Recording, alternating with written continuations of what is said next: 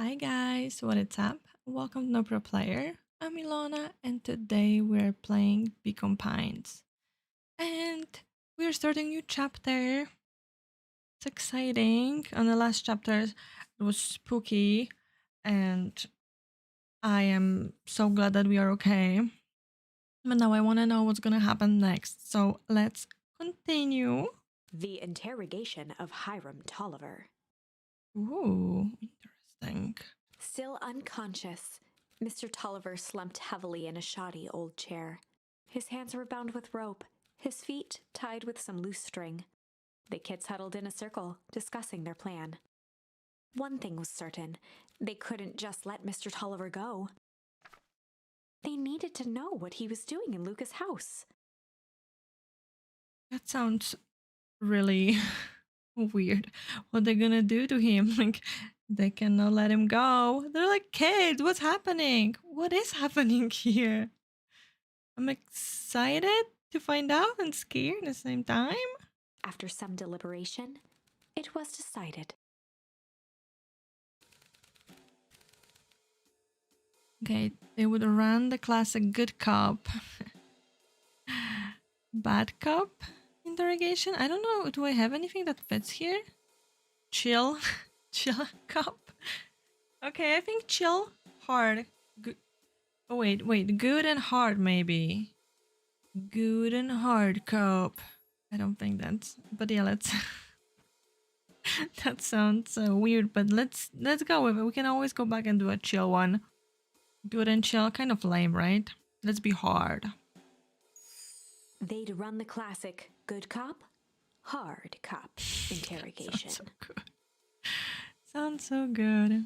Rollo brandished a steely gaze. I've got this. Read about it 100 times. Rollo swaggered past the chair which propped up the slumping Hiram Tolliver. Without even looking at his captive, he began with a long, blustery drawl. Well, Mr. Tolliver. Mr. Tolliver remained motionless. I think he's still sleeping. Rollo spun around to face him. Or maybe not sleeping. Unconscious. He'd clearly expected to rouse Mr. Tolliver with his booming voice. Mr. Tolliver? Beck and Luca gave each other an unsure glance. Rollo slammed his fist on the table. I said, Mr. Tolliver. He grabbed the table lamp and beamed it onto the unconscious face. What? Relax, Rollo. Gee. Mr. Tolliver groaned and slowly lifted his head. He recoiled with a muddled, weary squint. Rollo has a concussion. Should take him to the hospital. What in the world? The chair wobbled as he attempted to straighten up. Who's there? Mr. Tolliver could only make out rough shapes through the glaring light. With a gruff tone, Rollo hoped to both conceal his voice and intimidate. I'll be asking the question here, punk. Now hold on, let's just calm down. Oh, I am calm. Calm as a carrot in dirt. As for you, looks like you're sweating. The doubtful expression on Beck and Luca's faces transformed into awe. We can do this my way, or... Well, let's just say I've never needed another way. Rollo, hitting his stride, was now channeling every detective trope his memory could recall. He slammed the table again. Now dance. What? I don't even... Mr. Tolliver's voice became desperate. He was nearly in tears.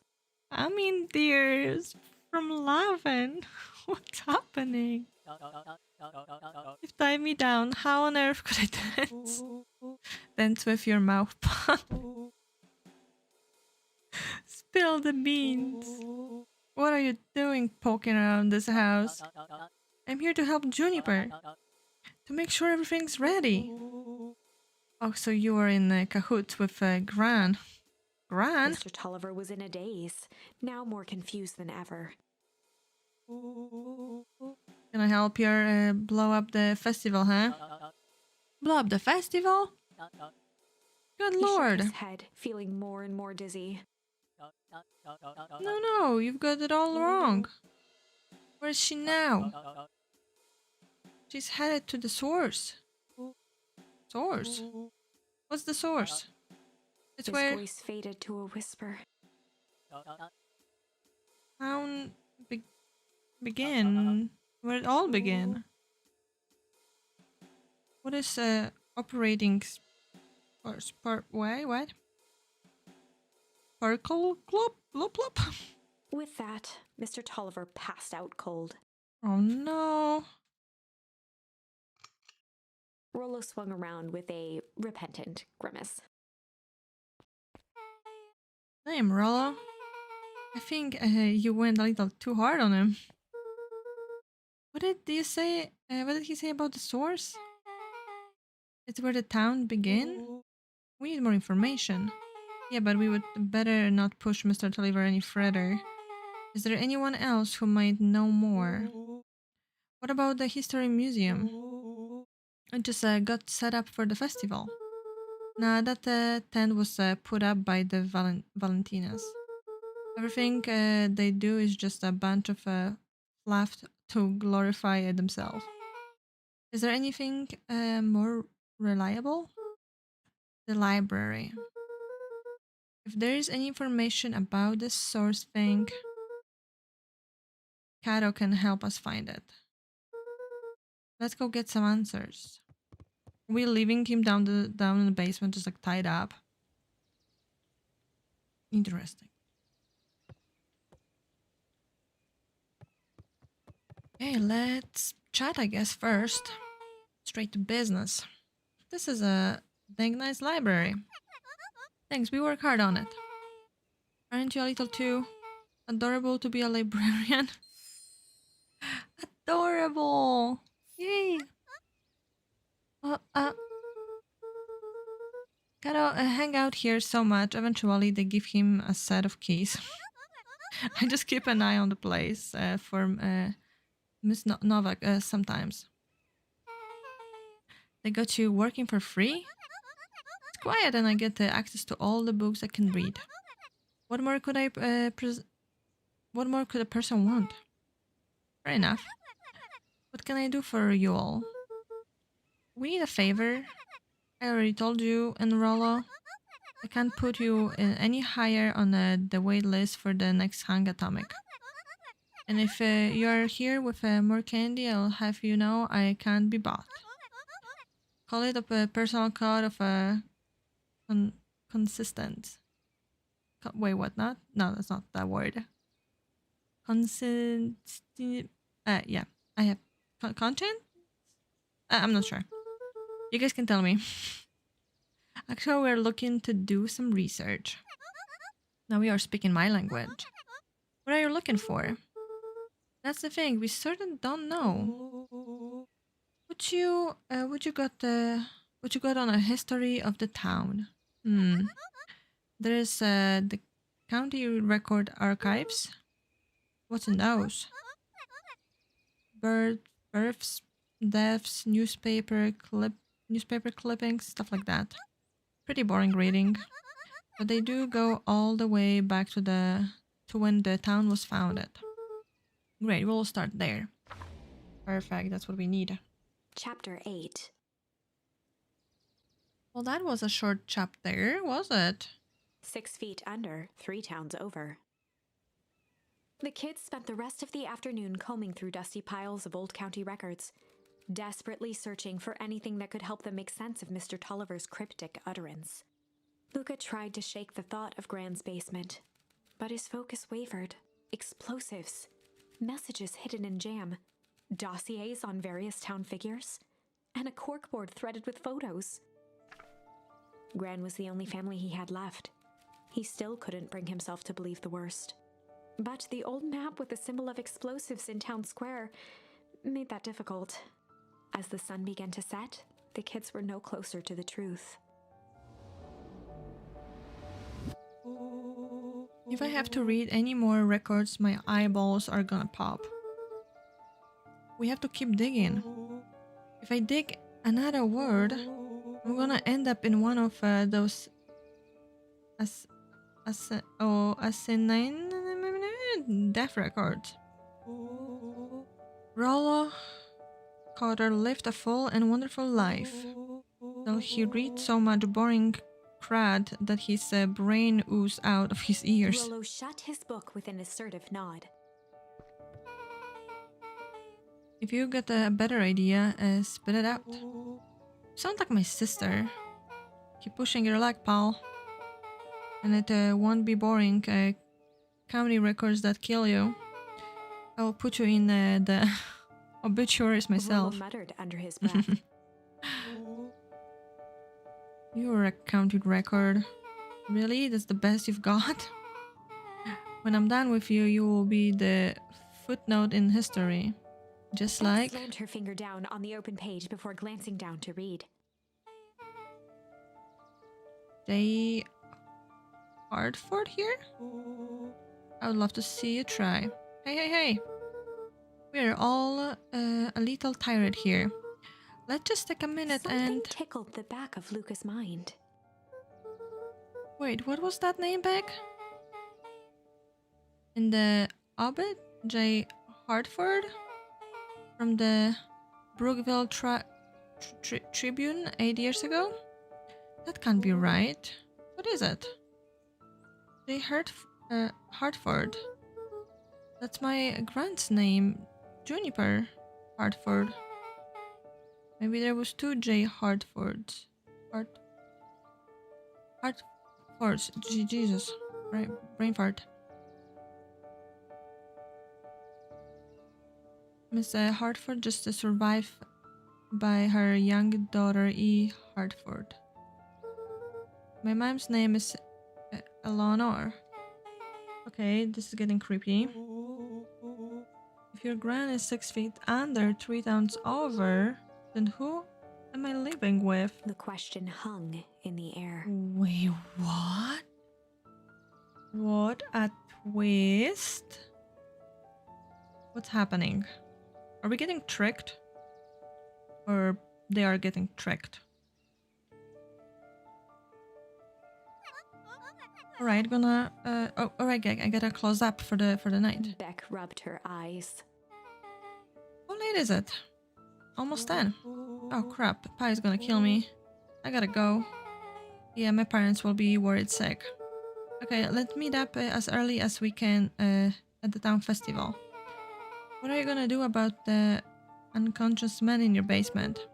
I'll think of something. Luca's heart was pounding as he approached the house. Yeah, mine would too. Like, would you like want to even go in?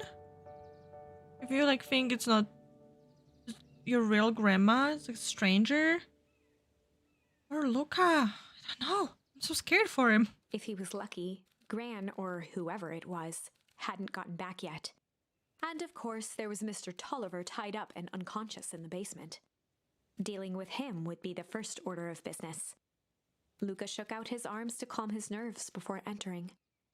What a brave boy. Oh my god, she's there. He held perfectly still, tempering his breath, and listened closely. She was asleep. His only hope was that she hadn't found Mr. Tolliver before dozing off.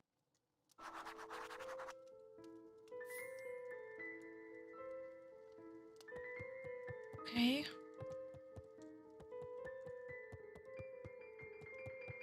I am so scared. Uh-oh. Oh no. Mr. Tolliver was nowhere to be seen. We in trouble. Maybe he woke up, escaped from his bindings and left without a trace. Or maybe Gran knew everything. What do I do? Luca's hungry stomach groaned. Not realizing it, he'd gone the entire day without eating. Okay, I can figure this out. Just need a little brain food. Luca Maybe I rushed need over some to jam. the pile of jam jars, unscrewed one, and shoveled a handful into his mouth. I'm afraid your gem delivery will be delayed. He flipped the lid to read the label. Mr. Nutcreed. Okay, now I can think. So if Gran knows we tied up Mr. Tolliver, I'm screwed. If she doesn't know, then I need to play it cool. I guess the only option is to go to bed and act as if nothing is wrong. Gran will think Mr. Tolliver finished what he was sent to do and left when he was done. Okay, go to sleep. Sounds easy. Why I think that it won't be.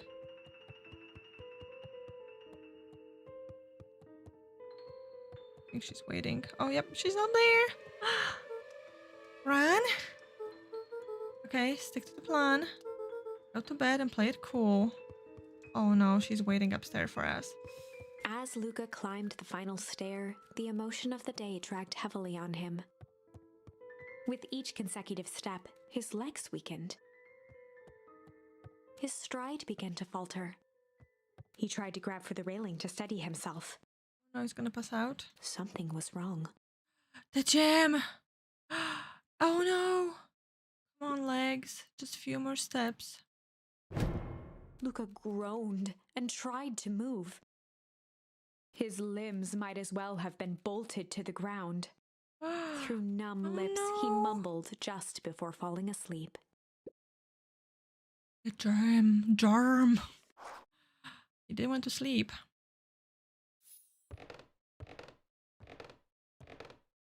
Oh, sweet boy. What did you get yourself into? Oh no.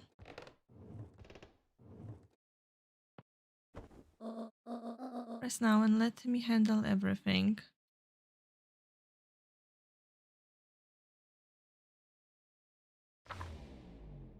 This is so Chapter creepy. 9. All those chapters are becoming so short now. Don't even know how many there is, but feel like it might be like just a couple left. To end all speeches. Luca awoke to find himself face down in bed. He moaned into his pillow. Why would Gran drug him? Well, she didn't. It was for Mr. Nuncreed. So she tried to drag him.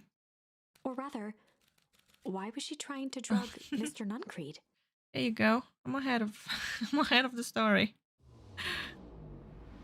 I don't know, he sounds Shaking creepy. The questions from his woozy head, Luca snapped back to the matter at hand.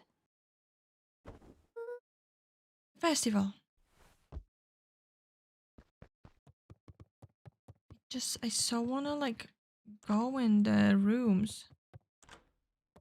We're not allowed to go there, like let me go. Still open? No, yeah. I pick in, like I know we're supposed to go to the festival. I'm just checking if something changed. Somebody in the backyard? No.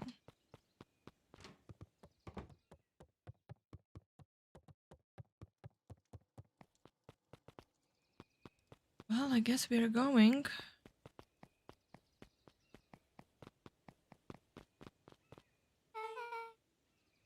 Where have you been? I put something in the jam. Yeah, we know. Secret message from for secret conspirators. No, not this one. The one intended for Mr. Nuncreed.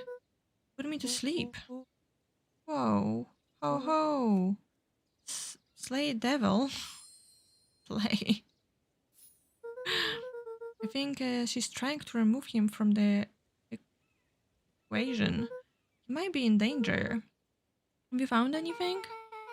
We looked around, but I haven't seen anything odd. Your Gran is nowhere to be found. But Mr. Nuncreed is just laughing around, waiting for the speech. What speech? Mayor Gas just got up to the podium. Everyone is gathering at the stage. Let's get moving.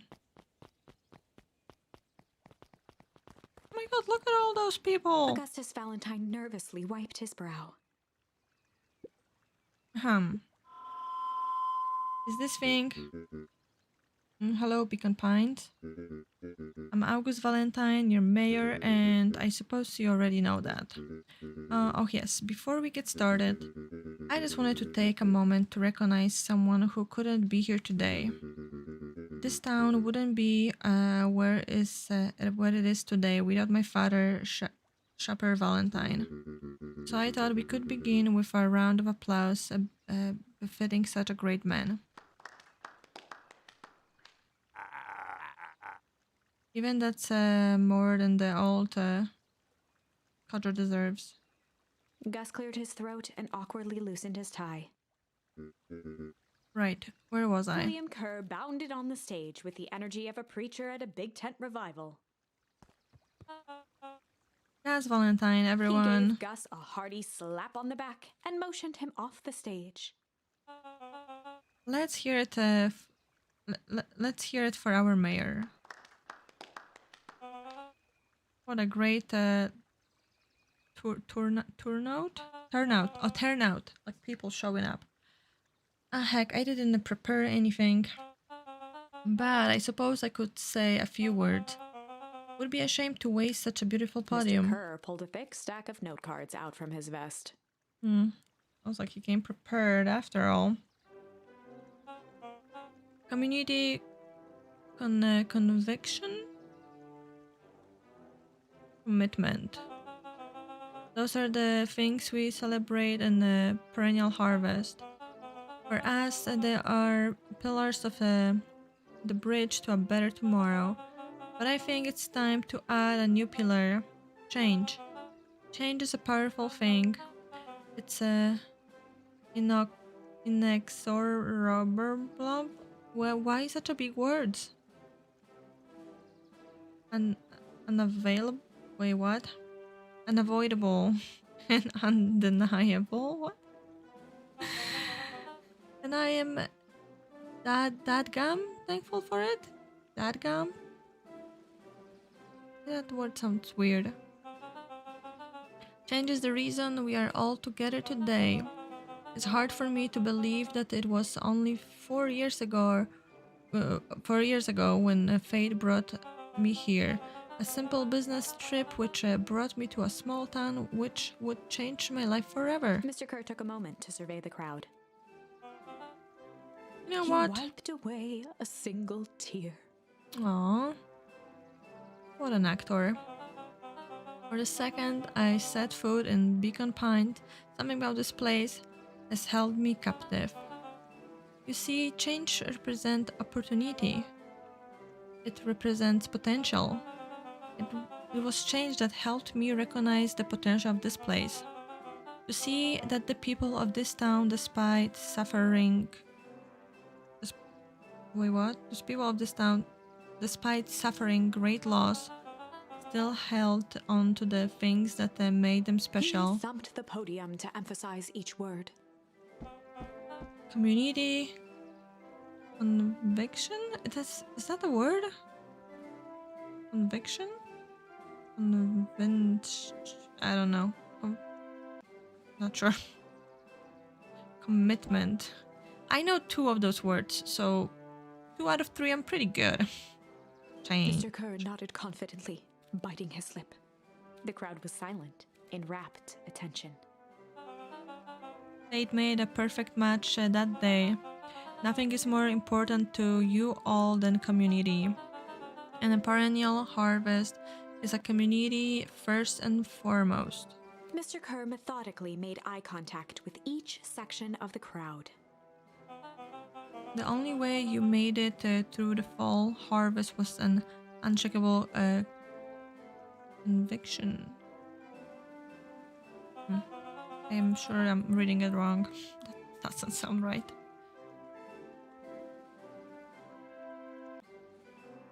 Convenience, maybe. Maybe. Wait, that makes more a convenience? Conviction. Conviction sounds weird. We're not in jail.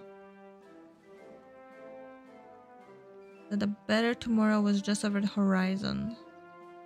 Yeah, they were convinced that the better tomorrow was just over the horizon. Yeah, that must be the word. Can we stop saying that word? Perennial harvest was founded on the convenient. Why is this so hard? That we are the horizon. I'm just gonna skip it and please stop saying that.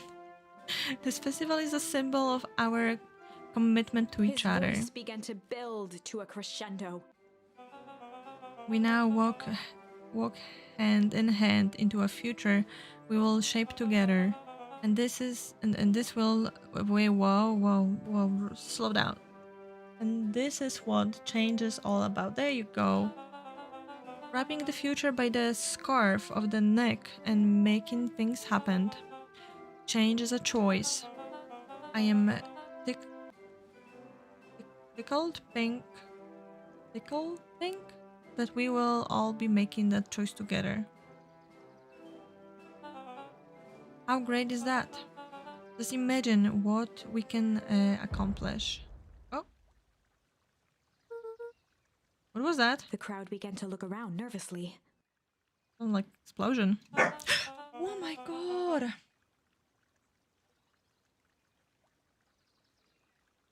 Well, a little spook from the boy over here.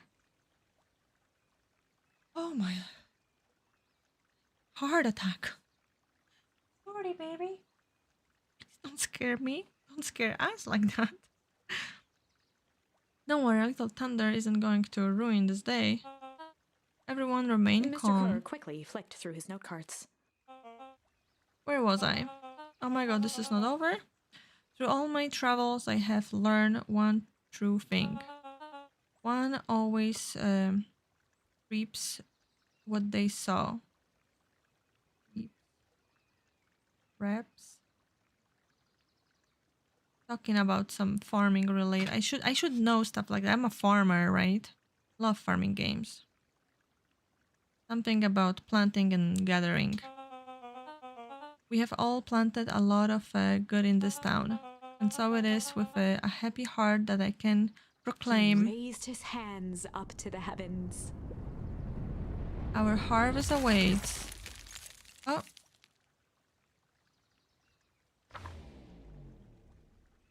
At that moment, a merciless wall of impossibly cold air ripped through the crowd, instantly freezing everyone and everything it touched. For a man like William Kerr, this was a fitting way for things to end. On a stage, with an entire town frozen in rapt attention for the rest of time. But The end. yeah, no. I don't think we're gonna end this like that. No. There's that ice again! Whenever I think we're getting close, it comes along and ruins everything. Maybe we should just quit? Maybe you should just close the book, walk away, and never think of me again. No, I don't think that's happening. Relax, lady. Relax. No, I don't mean that. I knew what you didn't mean that. We got a little closer this time. We just need to try again. Please. Okay. We have to change to what? Chill? Make good and chill? I don't know. A sleigh? Sleigh sounds fun. Let's try sleigh. Sleigh sounds funny. They'd run the classic good cop, sly cop interrogation. Sly, not sleigh. Sly. Okay. Don't even. I Luca guess. and Rollo ducked behind a barrel, leaving Beck to her task. Oh, okay. It's back.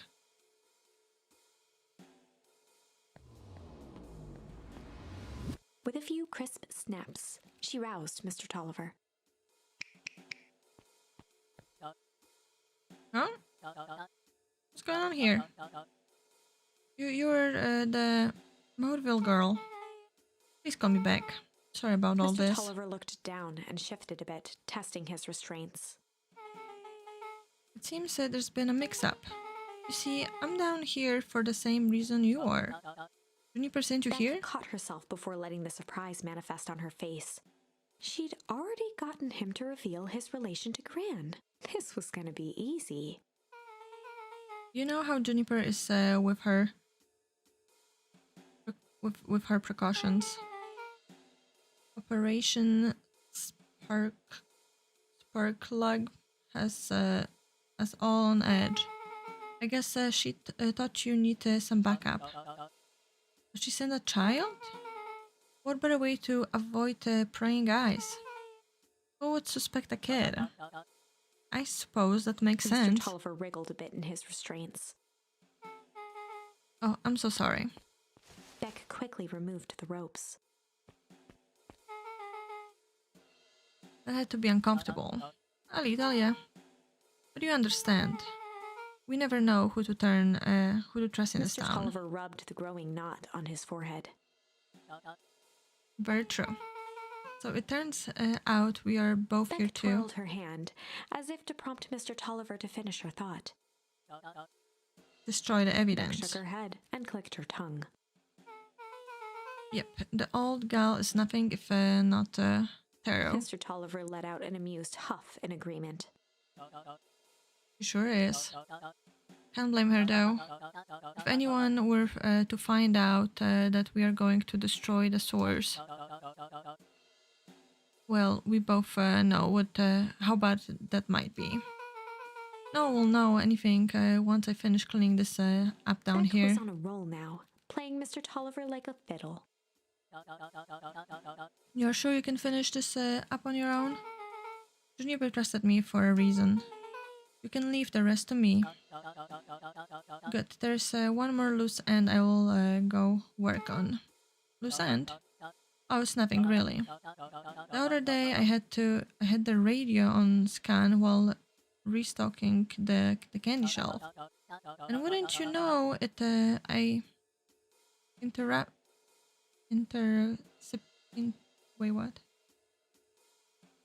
intercepted an odd phrase in a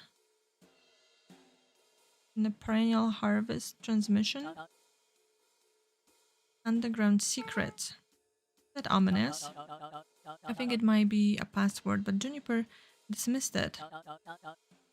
That it wasn't mission critical. What's the password for? We don't know. So we have a password and nowhere to put it. It's gonna mean something, right? Good thinking. You should probably go work on that. I've got this under control. That's a relief. Between you and me, this basement gives me the willies. Heading for the stairs, Mr. Tolliver hesitated and turned to Beck with a puzzled look. She grinned and gave him a peppy wave. With a shrug, he continued up the stairs, whistling a jaunty tune. You guys catch that? Sure did. This whole time, Mr. Tolliver's had a candy shelf, but all he always sells is apples. Beck blinked slowly in disappointment. The password, Rollo? Well, sure, but once things are back to normal, I'll be having a word with Mr. Tolliver about that candy shelf. Fine. In the meantime, I've got an idea. She turned to the table and began tearing small scraps of paper. He said he heard password on the radio. Any good spy transmission is never what it Beck seems. marked each scrap of paper and leaned back. We just need to find the hidden meaning. Okay. What's another word for underground? Buried, covered? Could it be a cover-up? Maybe it's one of those each letter is a number thingies. So you would be 21, N would be 14, D would be...